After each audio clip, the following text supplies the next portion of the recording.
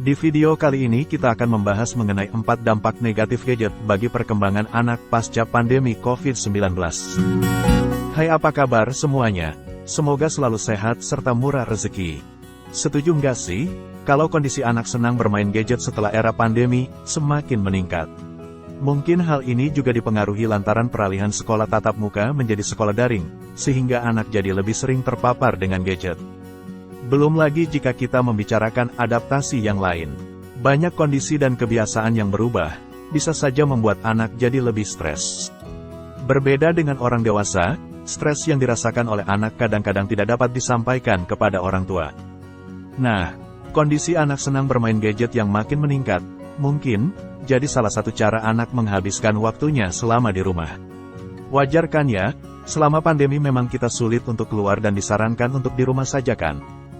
Di sini telah dirangkum 4 dampak negatif gadget bagi perkembangan mental anak pasca pandemi COVID-19.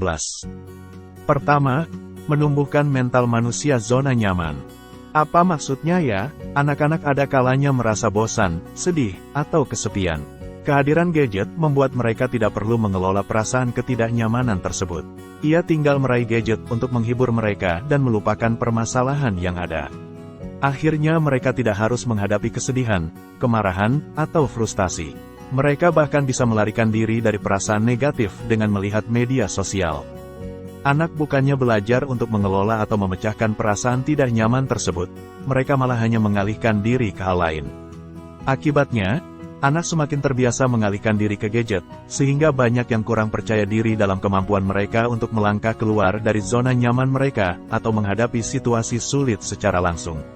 Mereka akan sulit mengatasi emosinya dan mencari sumber akar yang sesungguhnya dari masalah mereka.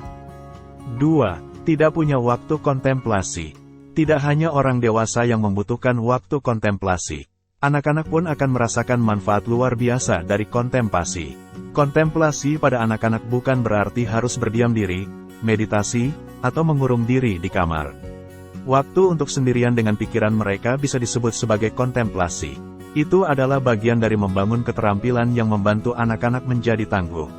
Waktu dengan pikiran mereka bisa berupa menghubungkan isi buku cerita yang mereka baca dengan kehidupan mereka sendiri, menulis buku diari, mengingat-ingat momen yang membuat mereka tertawa dan marah hari ini, atau bahkan bermain imajinasi bersama boneka atau mobil-mobilan mereka.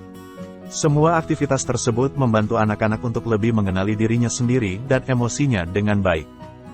3. Tidak punya mental hidup berkelompok. Seperti yang sudah banyak dibahas di beberapa penelitian, penggunaan gadget dapat menyabotase anak-anak dari waktu berinteraksi bersama teman-teman yang lain. Mereka lebih cenderung bersantai dan tak melepas pandangan dari gadget untuk main game. Artinya, mereka melewatkan kesempatan untuk memperoleh keterampilan emosional dan sosial dengan teman-temannya. Mereka tidak mendapat momen untuk mengekspresikan perasaan mereka, belajar berkompromi, dan menyelesaikan konflik. Padahal, sejatinya manusia adalah makhluk sosial yang tidak bisa hidup tanpa orang lain. Bagaimana mereka bisa bertahan hidup kelak tanpa punya mental hidup sosial? 4. Menumbuhkan mental ketergantungan. Memiliki anak-anak bermental kuat tentu menjadi harapan setiap orang tua. Akan tetapi, bagaimana jadinya jika anak-anak terus-menerus ketergantungan pada orang tua? Gadget akan mempermudah mereka untuk menelepon Anda saat ada buku pelajarannya yang ketinggalan. Anda pun sebagai orang tua dengan segera mengantar bukunya ke sekolah. Sedihnya, gadgetlah yang mencegah anak-anak memecahkan masalah sendiri. Mental ketergantungan tersebut tentu tidak akan menumbuhkan mereka menjadi manusia mandiri yang bertanggung jawab. Terima kasih telah menyaksikan video ini. Jangan lupa like, share dan subscribe ya, serta nyalakan loncengnya, agar tetap mendapatkan pemberitahuan video terbaru dari kami. Sampai ketemu di video menarik dengan tema anak dan orang tua selanjutnya.